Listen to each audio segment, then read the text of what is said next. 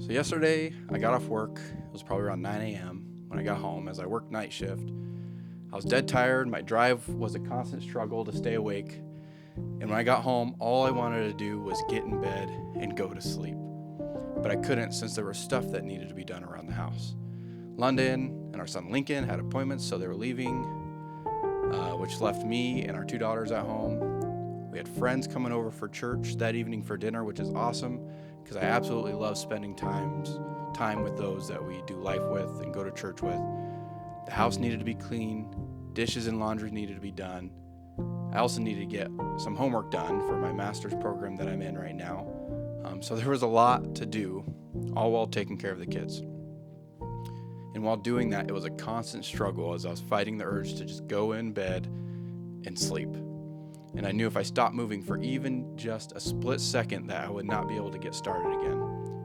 Which has happened many times in the past. I've gotten home, I've sat down on the couch, and I passed out within a few seconds.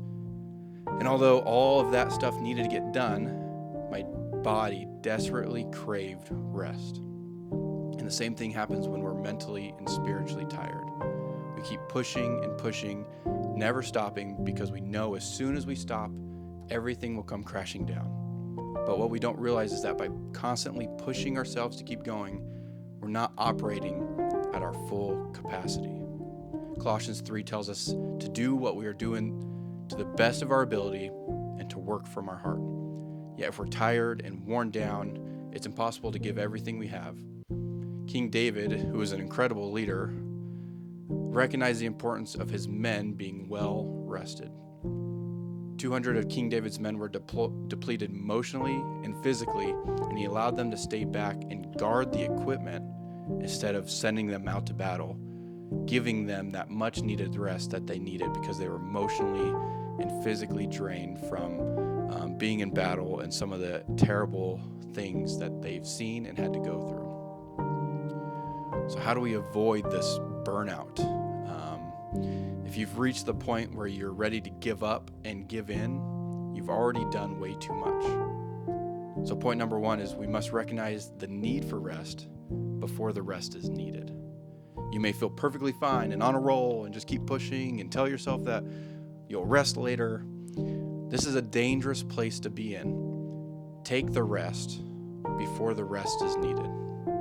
God established the Sabbath day for a reason. I'm sure there are plenty of people who would have been perfectly fine working 14 days in a row, but God knows the importance of giving the body and soul a rest before the body and soul need it.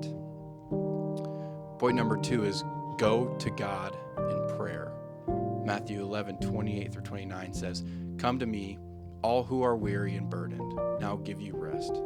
Take my yoke upon you and learn from me, for I am gentle and humble at heart, and I'll find rest for your souls. For my yoke is easy and my burden is light." And number 3, the reason for the name of this channel, be still. Stop what you're doing. It can wait. Go out and spend one-on-one time with God. Take a quiet walk, no distractions. Find a quiet place in your house, in your closet. I know this is really hard, especially when we have little ones running around the house, being crazy. I know it's hard to do, but be still in His presence. God is our refuge and our strength.